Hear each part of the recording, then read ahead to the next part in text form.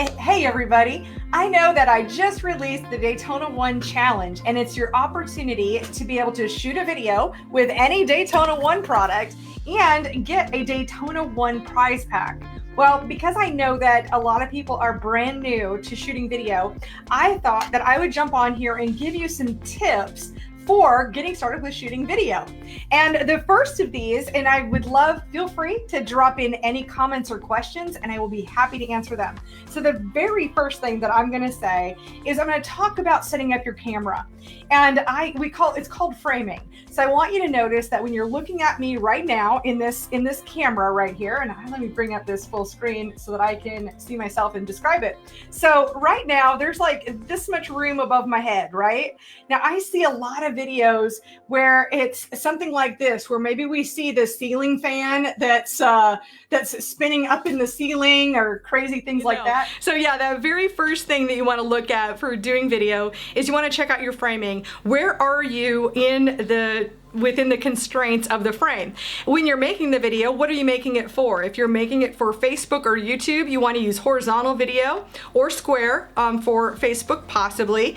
And if you're doing something like Snapchat or IGTV, a lot of times those are vertical videos. But then as far as where you put your camera, as far as the angle at which you're holding it, the poorest angle you can find is the one that is down below. I'm sure you've seen those where somebody has a camera down below and you're looking straight up their nostrils. Like, nobody wants to see that. But the other piece is the psychological piece, because you never want to talk down to people. It's a really, really rude way of interacting with another person, no matter what the situation is. So you don't want to talk down to people. So therefore, you want to have your camera at a level. Normally, if I'm shooting right now, I'm shooting just a torso shot. So if that's the case, I'm going to have the camera right at my eye level or slightly above is where I'm going to have a camera lens. I would never put it down below me. Now, if I'm shooting like a whole body shot where I'm standing like this, I might have to bring down the camera a little bit so that I can have a wider angle, and that's okay. I just don't want to set it on the floor. So if I was just shooting my office right here, what I would probably do is I would probably, when I look at the shelves, this might be a little bit too high, and this is maybe too low. So I would probably try to figure out how to put it about that level right there. You can see where this would be right at about my eye level or so, just to give you an idea. And then having it steady is a really nice thing. I mean, if you want to do action shots, you can have somebody hold it, but nobody can ever hold a camera still. So I'm just throwing that out there. So that's framing. The next tip I'd like to tell you is just to be prepared. Now, when I say be prepared, I don't mean writing out a full script. I just mean understanding like the points that you're going to try to get across with your video. So if we're talking about dirt off, for instance, we might talk about how we like the label.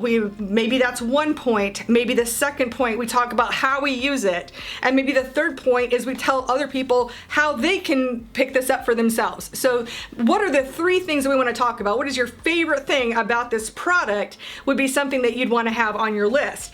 When I do videos, I very seldom, I never do scripts, I'll just be honest. But when I'm doing videos, I have just bullet points. So these are honestly, those are the things I'm talking about right there are my little bullet points. You can, if you want to, like, you're like, oh my gosh, I'm not afraid, I don't think I can remember all of those.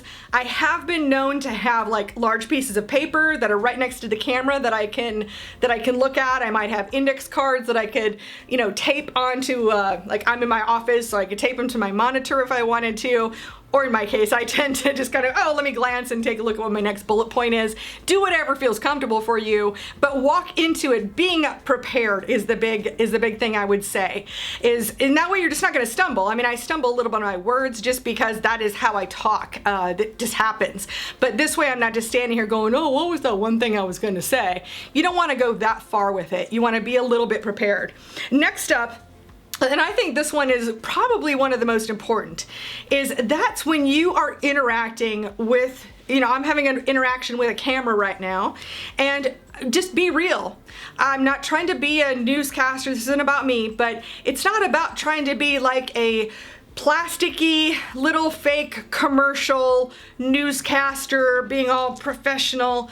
No, and a lot of times people freeze up when you put a camera in front of them and all of a sudden they're an entirely different person and you don't even really recognize them because it's like this stage fright. The truth is, when you're looking at the camera, just pretend that there's a friend on the other end of that. Or if you can, I mean, one of my tips has always been, you know, sometimes I do get nervous, and so, well, actually not so much anymore, but I used to get nervous, and so I'd invite a friend over just to be on the other side of the camera so that I could know that I was talking to a person. So my advice there is just to be real, be personable, and when you're having this conversation, this isn't like going to a job interview where you have to be all super formal.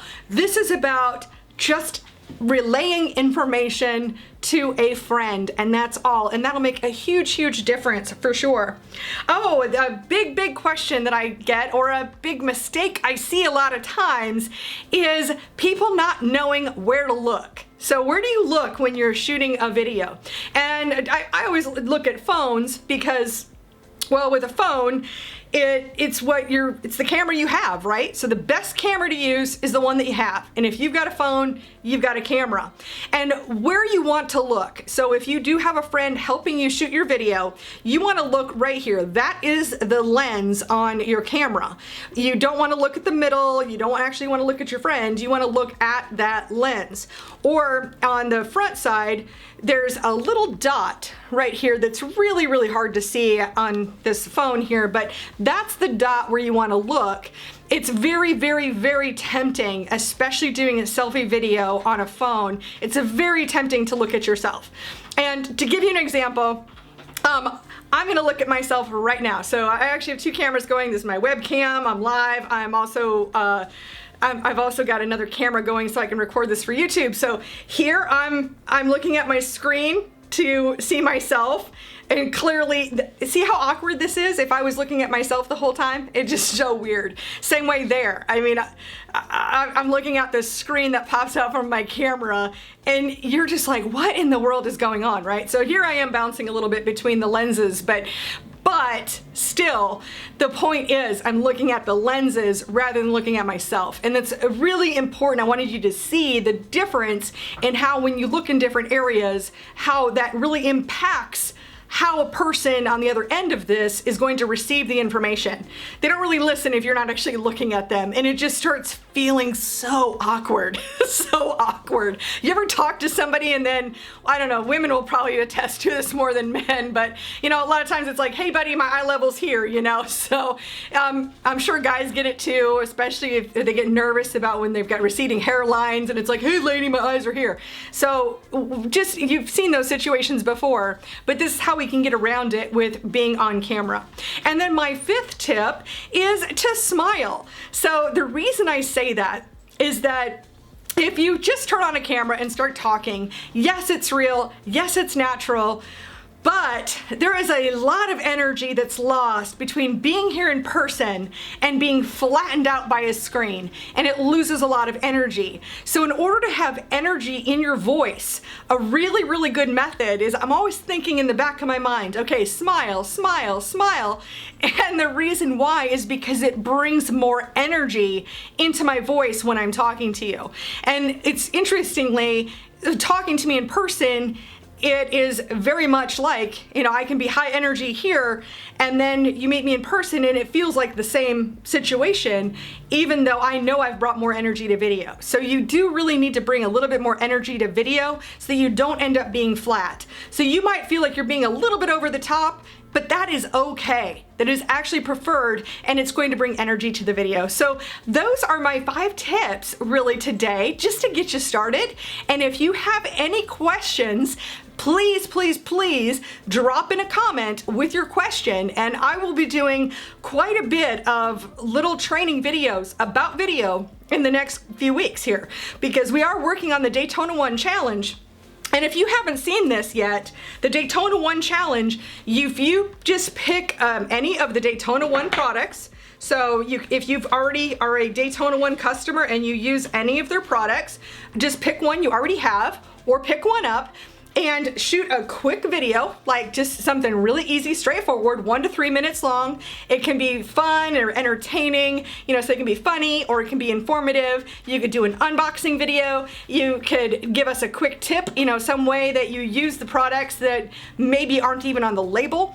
Anything that you would like to do for a video, and you submit it in our competition. So crateinsider.com/D1 challenge. You submit your entry and you'll automatically win a prize pack. So this is the prize pack. That's what I'm holding right here. So it comes with the Daytona One, the finishing glaze and swirl remover. We've got the spray lube in this new 6-ounce container, which is amazing with its new spray mechanism. We have the dirt off. This can be used on your race car even before you go out on the track, and it keeps it from the dirt from sticking. And you get the Daytona One stickers, plus you actually get a replacement bottle of the product that you did the video on. So if you did a video on their 3060 gear oil, for instance, you would have a 3060 gear oil in your prize pack. Or if you've got a maybe it's the XL1 engine treatment, which is one of my personal favorites, then you would get an XL1 engine treatment with your prize pack. So it is a wonderful deal for everybody around. You're doing a cool video for Daytona One and Crate Insider, and you automatically get to win product for doing the work. And you also have the opportunity to win something bigger, which once a week we'll be picking our favorite video of the week, and they'll get a Daytona One defrictionator kit, which is a whole bunch of products, and it's a $170 value. And you could also see your video reused on social media and getting out there, and it could give you more publicity for your race team. So I really, really, really want to see you take advantage of that opportunity. I don't want to see you miss out, and I especially don't want to see you miss out just because you might have a question about how to do video. I don't want you to be held up by that reason by itself. So I so strongly encourage you, and if I can help you in any way possible by answering some questions, please drop them in. I am here to help, and it's gonna be just a whole win-win-win situation all the way around. So I wanna thank you so much for being here. Thanks for watching, and definitely keep asking those questions, and I will be happy to answer them. I'll see you in another video.